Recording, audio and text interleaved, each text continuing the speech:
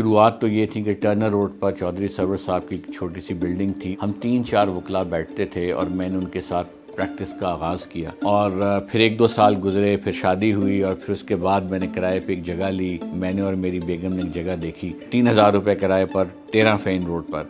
13 fan road پر جو جگہ دفتر ہم نے لیا تو اس میں نے ایک چھوٹی سی الماری بنائی, اس کے اوپر RSIL لکھا, research society of international law. اور ان دنوں میں اسلام آباد جب بھی آتا تو ایمبیسی روڈ پر عموماً ویگن پہ آتا اور ویگن پہ اترتا تو پھر ایمبیسی روڈ کی کسی ایک لین میں UN انفارمیشن سینٹر تھا جس میں تمام UN سے ریلیٹڈ میٹیریل وہاں آیا کرتا تھا.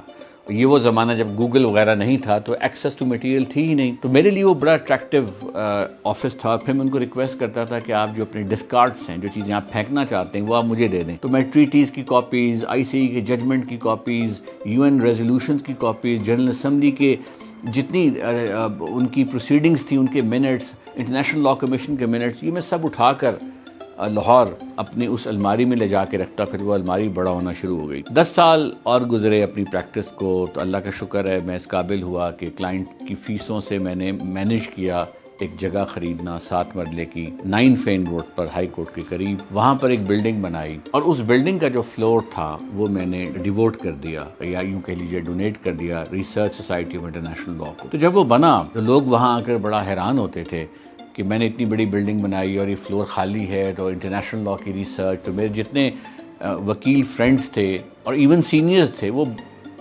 مذاق اڑا دیتے کہ آپ یہاں لوگوں کو لوکل لا کا نہیں پتا تو آپ انٹرنیشنل لا کی بات کرنے آ گئے ہیں, کون آپ کی بات سنے گا. مگر مجھے کیمبرج کے اسٹے کے دوران اس بات کا احساس ہو گیا تھا کہ انٹرنیشنل لا آنے والے وقت کی پاکستان کے حوالے سے ایک بہت اہم ضرورت ہوگی, اور اس وقت پاکستان کے پاس ایکسپرٹیز نہیں ہوگی, پاکستان کے پاس ایک نئی نسل تیار نہیں ہوگی جس نے انٹرنیشنل لا پہ کام کیا ہوگا. اور جو چیلنجز پاکستان کو فیس کرنے ہوں گے آگے جا کر, ٹیررزم ہے, اینٹی منی لانڈرنگ کے ایشوز ہیں, ریجن کی طرف سے مختلف ریاستوں کا دباؤ ہے, بین الاقوامی سطح پر بے شمار چیلنجز ہیں, ان کے لیے پاکستان کے اندر ایک نوجوانوں کا گروپ ریز کرنا بہت ضروری ہے جو انٹرنیشنل لا میں ایکسپرٹیز رکھتا ہو. جو میرے پاس ریسورسز آتے تھے, جو میرے پاس فنڈز ہوتے تھے, تو میں کوئی نہ کوئی لیگل ورک شاپس ارینج کرتا تھا. ان لیگل ورک شاپس میں نے research society of international law کا جو کلچر ہے اس کو متعارف کروایا, اس کو لے ڈاؤن کیا.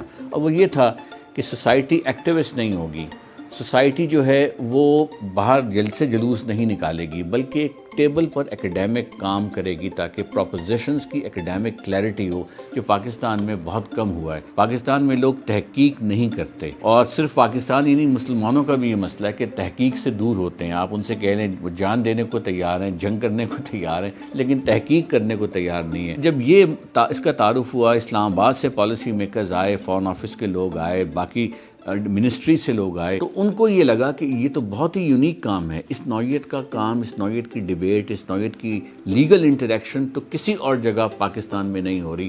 اس طرح سے پھر لوگ اور آنا شروع ہوئے, اور ہماری ورک شاپس میں تعداد پارٹیسپینٹس کی بڑھنا شروع ہوئی, اور RSIL کا جو کلچر اور اپروچ ہے وہ آہستہ آہستہ پروموٹ ہونا شروع ہو گئی.